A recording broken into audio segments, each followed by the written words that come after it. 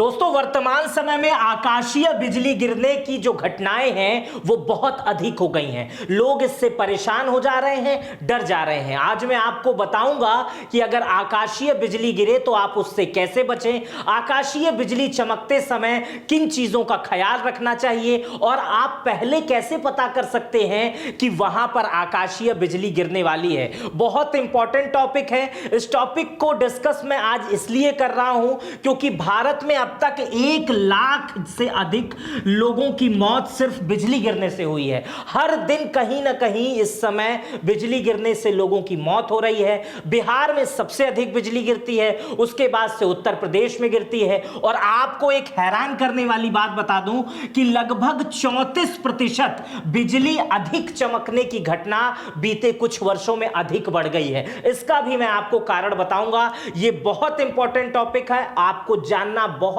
जरूरी है कि आप अपना बचाव कैसे कर सकते हैं, कहां कर सकते हैं, क्योंकि लगातार बारिश हो रही है और लगातार बिजली चमक रही है इस समय। और यह वीडियो आपके लिए इंपॉर्टेंट हो सकता है, आपकी जान बचा सकता है। इसलिए बहुत ध्यान से देखिएगा कि बिजली कैसे गिरती है और कैसे उससे बचा जा सकता है। अभी कुछ अखबारों पे पहले नजर डालिए, आपको सीरियस इस टॉपिक को ले, इसलिए मैं कुछ अखबारों की कटिंग लाया हूं। यहां देखिए, फिरोजाबाद में बिजली गिरने से मौत, बस्ती में आकाशीय बिजली गिरने से मौत। इसी तरह एक दैनिक भास्कर ने भी छापा है, यहां पर गाजीपुर में यह घटना सामने आई थी। इसके बाद गोरखपुर और बस्ती में यह घटना सामने आई थी। इसी तरह बिहार से यह घटना सामने आई थी। ये तमाम अखबार की कटिंग मैंने इसीलिए लगा दी है कि आप इस मामले को सीरियस लें। आप कहीं भी रहते हैं, कुछ भी करते हैं, बाहर जाते हैं, बिजली कहीं पर भी गिर सकती है, लेकिन उससे बचा भी जा सकता है।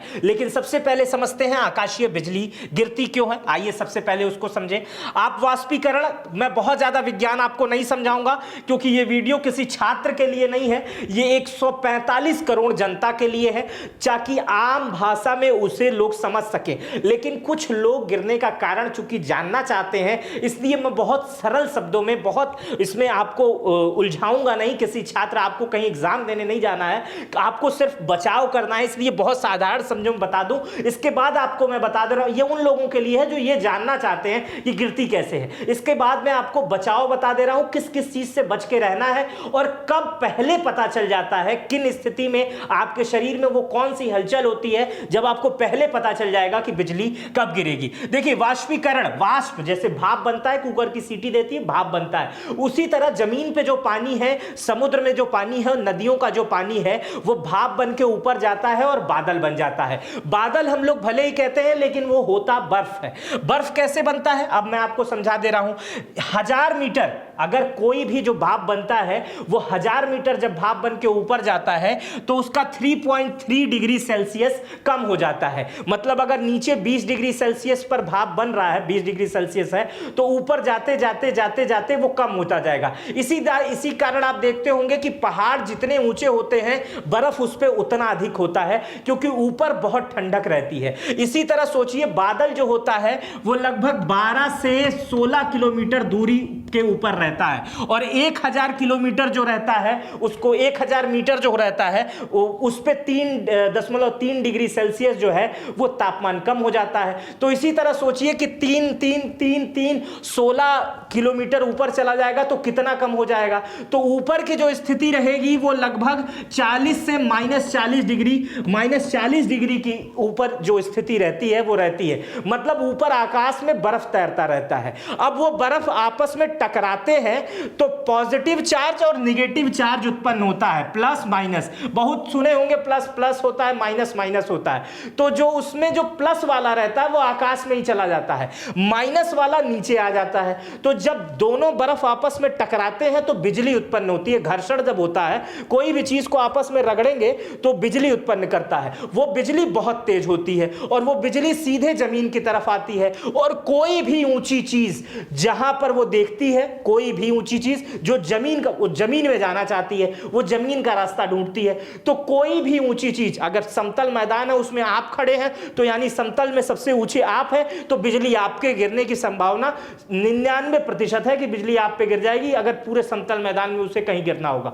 तो समझ रहे हैं, बिजली बादल जो ऊपर होते हैं यानी बर्फ जो रहते हैं वो आपस में टकराते हैं, तो उसमें जो ऊर्जा उत्पन्न होती है वो जमीन में जाना चाहती है, उसी को बिजली कहते हैं। बहुत साधारण शब्दों में समझा रहा हूं, मैंने इसके लिए किसी भी वैज्ञानिक शब्दों का उपयोग नहीं किया है ताकि आम जन इसे समझ पाए। और पहले क्या होता था, जब वैज्ञानिक इस पे काम नहीं करते थे बहुत पहले, तो चाहे हिंदू हो चाहे मुसलमान हो, अलग अलग तरीके की धार्मिक बातें इसमें कही जाती हैं कि बिजली जो है वो ऊपर वाले का क्रोध है, जहां होता है वहां पर होता है। लेकिन बाद में इस पे विज्ञान आया तो पता चला कि दो आपस में जब बादल दो टकराते हैं तो बिजली उत्पन्न होती है, प्लस वाला ऊपर चला जाता है और माइनस वाला नीचे चला आता है। आप समझ रहे हैं, नीचे वाली चीजें आकर्षित करती हैं। अब समझिए, जो प्लस होता है, माइनस वाली बिजली ऊपर से आती है, तो नीचे आप समझिए कि कहां बिजली गिर सकती है, जो चीजें प्लस होती हैं। और प्लस माइनस प्लस को हमेशा आकर्षित करता है, तो प्लस कौन कौन सी चीजें हो सकती हैं? चलता हुआ जो पेड़ होता है, जो हिल रहा है बहुत ज्यादा, वो भी ऊर्जा उत्पन्न कर रहा है, वो प्लस का। आदमी अगर वो दौड़ रहा है तो भी वो ऊर्जा उत्पन्न कर रहा है। जो ऊपर सबसे ऊंची चीज है वो भी उसको आकर्षित कर रही है, क्योंकि उसको धरती तक जाना है। वो आकाश से जैसे ही बिजली निकलती है उसे बस धरती तक पहुंचना है किसी भी तरह, और वो किसी भी चीज का सहारा लेती है, वो आदमी, जानवर और कोई भी चीज नहीं देखती है। आगे हम आपको समझा रहे हैं कि किस किस जगह पर बिजली गिर सकती है। टॉपिक नंबर 1 देखिए, सबसे पहले अगर कहीं पानी भरा हुआ ताल है और बारिश हो रही है और आप मजा लेने के चक्कर में ताल के पास फोटो बनवाने, रील बनाने चले गए, तो सबसे अधिक संभावना रहती है कि जो ताल, अगर पानी में बिजली गिरेगी तो पानी में बिजली गिरने की संभावना वहां पर सबसे अधिक होगी। वहां पर आप की स्थिति खराब हो सकती है। इसलिए बिजली चमक रही है तो पानी के करीब आपको नहीं आना है, क्योंकि पानी उस समय हवा के कारण इधर उधर होता रहता है और पानी अपने आप में ऊर्जा उत्पन्न करेगा और वही ऊर्जा सीधे बिजली आकर्षित करेगी और पानी में तड़तड़ाते हुए बिजली गिर जाएगी। उस पानी से पैर भी अगर आपका कहीं लगा रहेगा या उसके अगल बगल रहेंगे तो आपकी स्थिति परिस्थितियों में बदल जाएगी। दूसरा, खेत। अब खेत जो है वो पूरा खाली रहता है, समतल रहता है, गेहूं बोया रहता है, तमाम चीजें, उसी के बीच में एक आध पेड़ रहता है, तो अगर वो पेड़ पे संभावना सबसे अधिक है बिजली गिरने की। लेकिन अगर आपका खेत ऐसा है, बिल्कुल ऐसा समतल है और आप खेत में काम कर रहे हैं, तो आपके ऊपर बिजली गिरने की संभावना सबसे अधिक है, क्योंकि पूरे समतल जगह पर अगर बिजली आएगी तो आप ही एक खड़े हैं, और आप बराबर तो है नहीं, आप ही एक खड़े हैं, तो आप जो है इसी वजह से जा सकते हैं, आपकी स्थितियां परिस्थितियों में बदल सकती हैं। अभी गोरखपुर में 2 दिन पहले की एक घटना है, माँ बेटे खेत में काम कर रहे थे और उनके ऊपर बिजली गिर जाती है, तो वो भी, वहां पर भी कैजुअलिटी होती है और दिक्कत हो जाती है। तो खेत में, समतल खेत है तो आपके ऊपर बिजली गिरने की संभावना बहुत अधिक है। दूसरा, कभी भी बिजली गिरे तो माँ बाप, बच्चे, बुजुर्ग शुरू से समझाते हैं कि पेड़ के नीचे मत आना, क्योंकि पेड़ ऊंचा होता है, और जो दुधार पेड़ होता है, लोग कहते हैं बिजली वहां पर गिरती है। जी, दुधार पेड़ ज्यादा बिजली गिरती है, इसकी संभावना इसलिए अधिक है क्योंकि दूध वाले पेड़ में पहले से ही पानी भरा रहता है, पानी अधिक रहता है, तो पानी को आकर्षित वो पहले ही करता है, सूखा पेड़ के बजाय वो ज्यादा आकर्षित करेगा। और बिजली को जमीन के अंदर जाना रहता है, जल्दी से जल्दी बिजलियां जैसे वहां से निकलती है, कहती है हमको जमीन के अंदर तुरंत दे दो, तो जो ऊपर पेड़ रहता है ना वो आकर्षित कर लेता है और उसके बाद दूध वाले पेड़ पे बिजली गिर जाती है। अगर आप बारिश से बचने के लिए उस पेड़ के नीचे हैं तो फिर आपकी स्थितियां परिस्थितियों में बदल जाएंगी। आगे, आप घर में बिजली चमकता है और पुरुष हो चाहे महिला हो, आजकल रील का जमाना है, वो तुरंत वीडियो कॉल पे या रील कि बिजली कड़क रही है, बरसात के मौसम में तन्हाई के आलम में मैं घर से निकल आया, आगे बोतल भी उठा लाया, तो वो खिड़की के समय आके रील बनाने लगती हैं। लेकिन खिड़की के पास भी बिजली गिरने की संभावना बहुत अधिक होती है, क्योंकि खिड़की जो होती है वो लोहे की होती है, और अगर उस एरिया में, जैसे आपके घर पे बिजली गिरनी है, आपके घर पे अर्थिंग की व्यवस्था नहीं है, और तो खिड़की लोहा है और उसको वो आकर्षित करता है, तो आपके खिड़की के पास भी बिजली गिर सकती है। इसलिए खिड़की को बंद करने की, जैसा जो है, अगर बिजली कड़कना तेज है तो अगर डंडे वंडे से बंद करके आराम से बिस्तर पे बैठे रहिए, कुछ भी नहीं होना है। बिजली जो गिरनी है वो जमीन के नीचे चली जाएगी। खिड़की पर देखने की जरूरत नहीं है और फोटो खींचने की जरूरत नहीं है। बिजली इतनी तेज होती है कि आपको 1 सेकंड भी नहीं देगी, ये बता के भी नहीं आएगी अनाउंसमेंट, हेलो हम फलाने के वहां गिरने वाले हैं इस मोहल्ले में, ये बता के नहीं आएगी। आप रील बना रहे हैं और उतने देर में ओम भट्ट स्वाहा। चलिए आगे बताते हैं। फोन, जैसे ही बारिश होती है, बिजली का होता है, वो जितने प्रेमी युगल होते हैं या तमाम लोग होते हैं वो तुरंत फोन पे बात करने लगे, मौसम बहुत अच्छा है घूमने चला जाए। उस समय सबसे ज्यादा संभावना रहती है। कारण है बिजली जो है वो टावर पे सबसे ज्यादा गिरती है, टावर, और उस पे लगा रहता है तड़ी चालक, अर्थिंग वाली व्यवस्था। तो जो उस पे अर्थिंग वाली व्यवस्था रहती है, बिजली गिरी रहती है, लेकिन उसका जो नेटवर्क रहता है उसको भी आकर्षित करती है बिजली। तो बहुत अधिक संभावना रहती है कि अगर आप अपने छत पर फोन से बात कर रहे हैं तो वो अगर उस तड़ी चालक के माध्यम से बिजली वहां भी गिरती है तो उसके झटके आपको यहां पर भी लगेंगे, क्योंकि नेटवर्क उससे आपका जुड़ा हुआ है। और अगर वो नेटवर्क सीधे बिजली को कैच कर लेता है तो उस समय आप भी जो है ओम भट्ट स्वाहा हो जाएंगे। तो फोन पे बात करना बिजली गिरते समय, बारिश के समय बहुत ही रिस्की होता है। कभी मत किया करिए। कोई फोन नहीं, कुछ नहीं, आराम से कमरे में बैठ के बारिश का आनंद लीजिए, गुलगुला खाइए, पकौड़ी खाइए, लेकिन फोन से उस समय बात करना बिल्कुल सेफ नहीं होता है। अक्सर यही होता है कि जो लोग फोन से बात, ये घटनाएं बहुत ज्यादा होती हैं कि छत पर मौसम खराब है, फोन पे बात चल रही है और बिजली सीधे उसी व्यक्ति के ऊपर गिर जाती है। तो अपने भी बताइए, अपने दोस्तों को भी बताइए कि आकाश में बिजली गिर रही है तो उस समय जो है फोन पे बात बिल्कुल मत करिए। तीसरा, छाता। अब आप कहेंगे बारिश से आप तो सब बता दे रहे हैं, छाता क्यों? छाता एक बहुत बड़ा माध्यम होता है बिजली गिरने का। अब रेनकोट का इस्तेमाल कीजिए। छाता एक बड़ा कारण होता है बिजली गिरने का। छाते के ऊपर आप देखते होंगे नुकीला सा बना रहता है, वो तो अपने आप आकर्षित करता है लोहे का। आप छाता देख रहे हैं, और उसके बाद से आप खुले मैदान में छाता लेके खेत में जा रहे हैं, लोटा लेके, या खेत में जा रहे हैं आप कुछ खीरा तोड़ने, मूली तोड़ने, लौकी तोड़ने, और पूरा मैदान खाली है। आप एक तो ऊंचे हैं और उसके ऊपर आपकी अर्थिंग जैसी व्यवस्था लगी हुई है। बिजली को तो लगेगा इसी नोकीला, इसी पे बिजली गिरना है, और सीधे वो आपके पास चली जाएगी। पूरी लोहे की डंडी रहती है। इसलिए कभी भी खेतों में जाने के लिए, बारिश का मौसम है, अगर ऐसी चीजें हैं, बाहर जाने के लिए तो इस्तेमाल कीजिए रेनकोट का। छाते का उपयोग बहुत कम करिए। जो साधारण बारिश, सामान्य बारिश, बहुत दिनों वाली बारिश, अगल बगल जाने के लिए करिए। मैं तो सलाह दूंगा छाते का इस्तेमाल बिल्कुल मत करिए बारिश और बिजली के मौसम में। आइए अब आपको मैं समझाता हूं कि बिजली गिरने का ये गणित क्या होता है, आवाज क्यों करती है बिजली, इसको भी थोड़ा आपको समझना जरूरी है। एनसीआरबी की एक रिपोर्ट के हिसाब से 1967 से 2020 तक 1 लाख से अधिक लोगों की मौत हो गई है। 2020 के बाद का आंकड़ा तो मैं बताया ही नहीं हूं। इस समय बिहार में, उत्तर प्रदेश में सबसे अधिक बिजली गिर रही है। ये घटनाएं बहुत ज्यादा हो रही हैं। आसमानी बिजली जो होती है वो 10 करोड़ वोल्ट की होती है। आसमानी बिजली का जो करंट होता है वो 1000 एम्पियर का होता है, 10,000 एम्पियर का होता है। आकाशीय बिजली की जो टाइमिंग होती है वो 0.2 मिली सेकंड की होती है। 10 करोड़ वोल्ट समझते हैं? 240 वोल्ट का आपका प्रेस होता है। 240 वोल्ट आप उसमें लगा देते हैं तो उसमें आपका पूरा घर का संसाधन चलने लगता है। तो सोचिए कि जब 10 करोड़ वोल्ट उतरेगा तो क्या स्थिति होगी, कितना अधिक होता है। और 10,000 एम्पियर कितना अधिक होता है, इसको आप समझ रहे होंगे। दूसरा, आपको एक बात और बता दूं कि जो उसमें ऊर्जा होती है, बिजली जो गिरती है, वो लगभग होती है 26,000 डिग्री सेल्सियस। 26,000 डिग्री सेल्सियस की ऊर्जा होती है, गर्मी होती है। और सूर्य का तापमान होता है 6,000 डिग्री सेल्सियस। मतलब सूर्य के तापमान से भी लगभग 5 गुना 4 गुना ज्यादा तापमान रहता है, इतनी गर्मी होती है।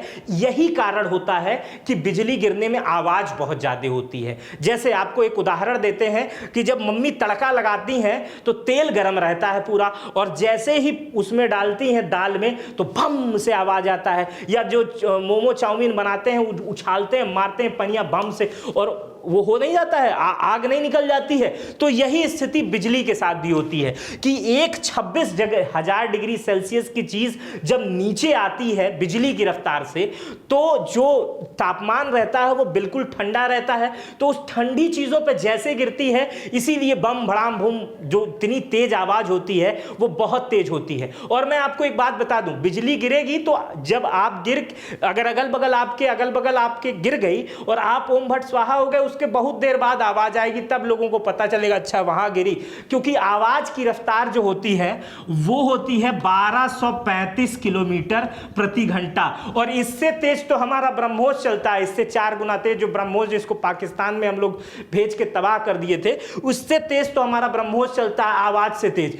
तो आवाज की रफ्तार कम होती है, इसीलिए बिजली चमकने के बहुत देर बाद जो है आवाज सुनाई देती है। तो आवाज से डरने की जरूरत नहीं है। अगर आप आवाज सुन लिए और तब तक आप सेफ हैं, तब तक आप सेफ हैं, समझिए कुछ नहीं होना है। आवाज भले कितनी तेज होती रहे, क्योंकि बिजली गिरने के बहुत देर बाद आवाज सुनाई देती है। मुझे लगता है कि बिजली गिरने के बारे में अब तक आपने बहुत कुछ समझ लिया होगा, बहुत कुछ जान लिया होगा। आगे मैं आपको बताने वाला हूं कि बिजली गिरते समय आप कैसे खुद का बचाव करेंगे और साथ ही उस स्थिति में क्या करें, और पहले कैसे पता चल जाता है कि बिजली गिरने वाली है। कुछ ऐसे अनुमान पहले भी पता करने वाले हैं, वो मैं आपको बताऊंगा। लेकिन उससे पहले आप बेंजामिन फ्रैंकलिन को समझिए। ये वो शख्स हैं जिन्होंने तड़ी चालक बनाया, जिन्होंने अर्थिंग करने की व्यवस्था बनाई। इन्हीं के कारण आज बहुत सारे लोग जीवित हैं। जो अर्थिंग करने वाली व्यवस्था है, जो आपके घर में एक अर्थिंग लगा होगा, निश्चित रूप से लगा होगा कि अगर बिजली गिरे तो इसी के माध्यम से सीधे जमीन में पहुंच जाए। 1872 में वैज्ञानिक बेंजामिन फ्रैंकलिन वो पहले शख्स थे जिन्होंने बिजली चमकने को सही कारण बताया। उन्होंने बताया कि जब आकाश में बादल छाए होते हैं तो उसमें मौजूद बर्फ के छोटे छोटे कण वायु की रगड़ के कारण आवेशित हो जाते हैं। कुछ बादलों पर पॉजिटिव चार्ज आता है तो कुछ पर नेगेटिव। जब ये दोनों तरह के चार्ज वाले बादल मिलते हैं तो उनके मिलने से लाखों वोल्ट की बिजली पैदा होती है। कुछ आकाश में ऊपर चली जाती है, कुछ नीचे गिर जाती है। बेंजामिन फ्रैंकलिन ने ही अर्थिंग सिस्टम की खोज की थी। जो तड़ी चालक ऊपर लगता था, उनकी खोज की थी। ये पूरी वीडियो में अगर मैं इनके बारे में नहीं बताता तो शायद बहुत कुछ अधूरा रह जाता।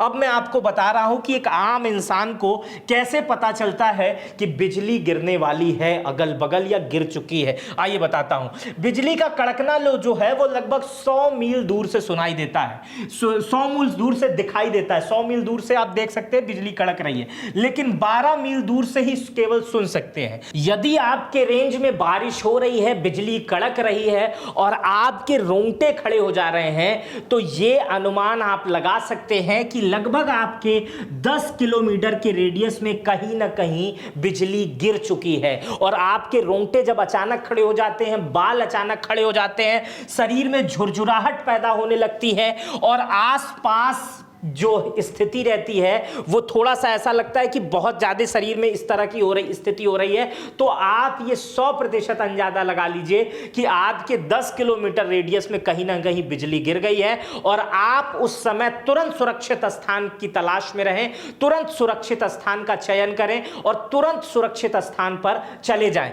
तो बिजली जहां गिरती है उसके लगभग 10 किलोमीटर के रेडियस में वो प्रभावित करती है। लोगों के बाल खड़े हो जाते हैं, रोंगटे खड़े होने लगते हैं, शरीर में झुरझुराहट होने लगती है, क्योंकि बिजली अगल बगल ही गिरी है। और यह संभावना अक्सर होती है, जैसे भूकंप होता है कि अगर एक बार भूकंप 7.5 का आता है तो यह बहुत ज्यादा ये कारण हो जाता है कि उसके थोड़े घंटे के बाद या अगले दिन 4.7 का भूकंप आया, उसके बाद 3.7 का भूकंप आया। भूकंप भी जैसे कई पार्ट में आते हैं, उसी तरह बिजली गिरने की संभावना रहती है कि अगर एक जगह बिजली गिरी है तो हो हो सकता है कुछ देर बाद उसके दूसरी जगह भी बिजली गिर जाए। और इस भ्रम में बिल्कुल मत रहिएगा कि जहां एक जगह बिजली गिर जाती है वहां दूसरी बार नहीं गिरती है। बिजली ऐसी ऐसी जगह हैं, आगे मैं आपको बताता हूं, ऐसी ऐसी जगह है जहां बिजली रोज गिरती है, एक एक दिन में 28 बार गिरती है और हमेशा बिजली वहीं पे गिरती है। तो बिजली जहां एक बार, कुछ लोग गांव में अफवाह फैलाते हैं एक बार यहां बिजली गिर गई यहां कुछ नहीं होगा, लेकिन ऐसा नहीं है। बिजली जहां एक बार गिर जाती है वहां दोबारा भी गिर सकती है, उसके अगल बगल भी गिर सकती है, कुछ भी हो सकता है, क्योंकि बादल आपस में टक्कर कर रहे हैं, चार्ज उत्पन्न हो रहा है, हवाएं चल रही हैं, तो कभी भी कुछ हो सकता है। तो अगर आपके रोंगटे खड़े हो जा रहे हैं, शरीर में सिहरन हो रही है, तो आप तुरंत अपने कमरे में जाके बेड पे ऐसे बैठ जाइए, खिड़की दरवाजा आकाश बाहर कुछ करने की जरूरत नहीं है। कार में चल रहे हैं तो कार चलाते रहिए, कोई दिक्कत नहीं है। कार और हवाई जहाज में बिजली का असर नामात्र होता है। मोटरसाइकिल पे हैं, कहीं जा रहे हैं तो किसी पक्के मकान की शरण ले लीजिए, स्कूल की शरण ले सकते हैं, किसी जगह हो जाइए, लेकिन पेड़ के नीचे, खुले आसमान के नीचे भीगने के लिए कोई जरूरत नहीं है, क्योंकि कहीं पे बिजली कभी भी गिर सकती है। अगर आपको बिजली का आघात हुआ तो क्या करें? बिजली अगर गिर जाती है, ऐसा हो ना आपके साथ, लेकिन उस स्थिति में अगर बिजली गिर जाती है, आपकी अगल बगल गिर जाती है, आपको ये जानकारी, आपको ये भी तो पता होना चाहिए कि अगर अभी तक तो बचने का उपाय बता रहे थे, लेकिन अगर गिर गई तो क्या करें? तो उस स्थिति में आपको मैं बता दूं कि सबसे पहले आप ये जान लीजिए कि बिजली गिरने से सिर्फ 10% लोगों की मौत होती है, सिर्फ 10% लोग। बाकी जो जिन लोगों की मौत होती है उसमें एक बड़ा कारण हार्ट अटैक का होता है। लोग डर जाते हैं क्योंकि बिजली गिर गई भाई ऊपर, तो एक हृदय आघात हो जाता है जिससे मौत हो जाती है, लेकिन मौत होती है सिर्फ 10% लोगों की, बाकी बिजली निशान छोड़ के चली जाती है। क्योंकि बिजली की जो रफ्तार होती है ना, वो 0.2 इतनी रफ्तार होती है, बहुत तेजी से वो जमीन पे चली जाती है। बहुत सारे ऐसे लोग हैं जिनके ऊपर बिजली गिरी है, जैसे इनको अब मैं आपको दिखा रहा हूं, इनके ऊपर लगभग 7 बार बिजली गिरी है। इनका नाम है रॉय सुल्विन। ये जो है अमेरिका के पार्क रेंजर थे, पार्क में काम करते थे, और इनके ऊपर 7 बार बिजली गिरी है, लेकिन ये बच गए हैं। तो आप ये अपने ऊपर ट्राई मत करिएगा, लेकिन 7 बार कुछ लोग ऊपर से आशीर्वाद लेके आते हैं, और अंतिम में इनकी मौत कैसे हुई इनके बारे में जाके पढ़िएगा तो वो भी आप बहुत ज्यादा हैरान हो जाएंगे। रॉय सुल्विन को आप पढ़िएगा, नाम एक बार फिर से बता दे रहा हूं, रॉय सुल्विन अमेरिका के रेंजर थे, पार्क रेंजर थे। कुछ चीजें ऐसी हैं जो हम गूगल पे जिस पे डिस्क्राइब नहीं कर सकते हैं, लेकिन इसके बारे में आप जाके इनके बारे में पढ़िएगा। तो बिजली का झटका लगने पर जो व्यक्ति होता है उसको तुरंत जो है वो सीपीआर देना चाहिए, कृत्रिम सांस देना चाहिए। सीपीआर अगर आप देना चाहते हैं तो एक वीडियो लिंक पे है, जानना चाहते हैं तो डॉक्टर सुरेश ने बताया है मुझे कि सीपीआर देखने की क्या सही तकनीक है। मैं आपको लिंक पे जाके यहाँ पे देख सकते हैं। सीपीआर की पद्धति बिल्कुल ऐसे है, जोर जोर से एक हाथ को इसनुमा करके सीने पे दबाना होता है ताकि व्यक्ति को सांस लेने में दिक्कत ना हो, और मुंह से उसके अंदर फूंकना रहता है, सांस देनी रहती है। कई तरह की इस तरह की मशीनें भी आती हैं जो जिसके माध्यम से आप सीपीआर दे सकते हैं। तो व्यक्ति को सबसे पहले आपको सीपीआर देना आना चाहिए। सीपीआर सीख सकते हैं, ऑनलाइन भी सीख सकते हैं, बहुत अच्छा तरीका होता है। सीपीआर बिजली गिरने के बाद अगर आप तुरंत सीपीआर किसी व्यक्ति को देते हैं तो वो व्यक्ति लगभग चांस होता है कि वो 99% चांस है कि वो व्यक्ति बच जाए अगर बिजली उसके ऊपर गिरी है, क्योंकि हृदय की धमनियां चलना बंद हो जाती हैं, लेकिन दोबारा उसमें प्रेशर से किसी बीमारी से तो व्यक्ति की मौत हुई नहीं है, हृदय की धमनियां रुकने से मौत हुई है। तो उस स्थिति में व्यक्ति को बचाया जा सकता है, दोबारा उसके हृदय गति को पंप करके दोबारा उसे सांस देकर उस सांस से जोड़ा जाता है। जैसे गाना आया था, सांस से सांस मिले तो सांस बन जाए, तो ऐसे आप समझिएगा कि सांस से सांस मिलाकर सीपीआर टेक्निक से आप जो है बच सकते हैं। अब मैं आपको जानकारी के लिए अंतिम में बता दूं कि वेनेजुएला की एक झील है जिसको बोलते हैं मराकाइबो, इसमें सबसे ज़्यादा बिजली गिरती है। यहाँ एक दिन में 26 से 30 बार बिजली गिरती है। इस जगह पर सबसे अधिक तेल भी पाया जाता है। तो अभी मैं शुरुआत में बता रहा था ना कि कुछ लोग कहते हैं बिजली जहाँ एक बार गिर जाती है वहाँ दोबारा नहीं गिरती है। तो वेनेजुएला उनको भेज दीजिए और बताइए कि यहाँ एक दिन में 26 से 30 बार बिजली गिरती है। और बताया जाता है, जो लोग वहाँ देखते हैं, कि वहाँ हमेशा इतनी बिजली चमकती रहती है, 30 बार तो गिर जाती है, इतनी चमकती रहती है कि लगता है कि वो जो झील है उसके ऊपर एक बिजली का मुकुट लगा हुआ है। वो इसकी तमाम तस्वीरें आपको मिल जाएगी। एक बार मैं आपको नाम बता देता हूं, मराकाइबो झील है वेनेजुएला की, जाके अभी इंटरनेट पर सर्च कर लीजिएगा और इनके बारे में भी सर्च कर लीजिएगा। फिलहाल ये वीडियो मैंने आपके लिए इसलिए बताई कि ताकि आप सुरक्षित रहें, आपको वो तमाम तकनीक, तमाम रास्ते पता हो कि अगर अचानक बिजली गिर जाती है तो आप अपने आप को सुरक्षित कैसे करें। मेरा नाम मित्र प्रकाश है। इस वीडियो पर अपनी प्रतिक्रिया जरूर दीजिएगा। अपना बेहद ख्याल रखिएगा। चैनल पर नए हैं तो सब्सक्राइब कर बेल आइकन दबा दीजिएगा। बहुत बहुत धन्यवाद।